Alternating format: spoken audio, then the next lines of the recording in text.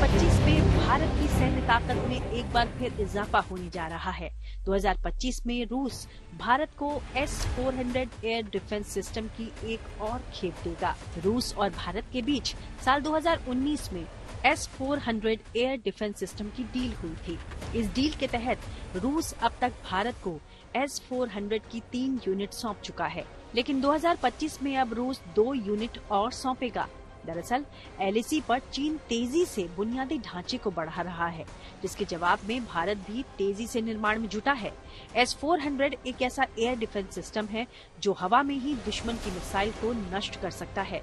भारत ने रूस से मिले 3 S-400 मिसाइल सिस्टम को चीन से लगते सीमावर्ती इलाकों में तैनात किया हुआ है।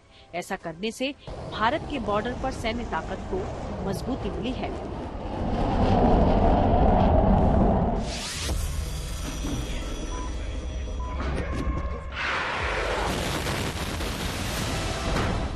भारत की सैन्य ताकत बढ़ने के लिहाज से 2025 का साल काफी अहम माना जा रहा है।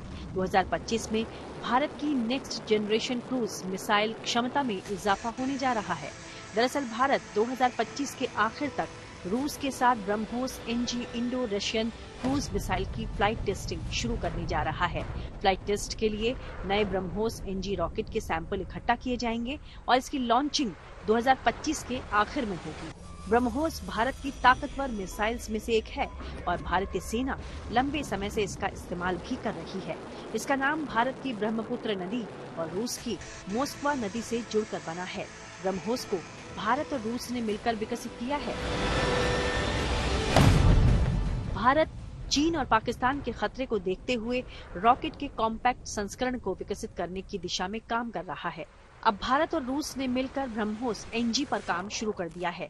इसकी सबसे बड़ी खासियत ये है कि ये दुश्मन के रेडार में नहीं आएगी, यानी ये मौजूदा मिसाइल का गुप्त और हल्का वेरिएंट है। ब्रह्मोस NG पुरानी ब्रह्मोस से करीब 50% हल्की, 3 मीटर छोटी होगी। हालांकि इसकी रेंज पुरानी मिसाइल के बराबर यानी 290 किलोमीटर ही होगी। इसे एयरफोर्स के स्वदेशी LCA तेजस विमान में फिट किया जाएगा। LCA तेजस के लिए विकसित नई ब्रह्मोस NG मिसाइल विमान की लड़ाकू क्षमता को भी बढ़ाएगी।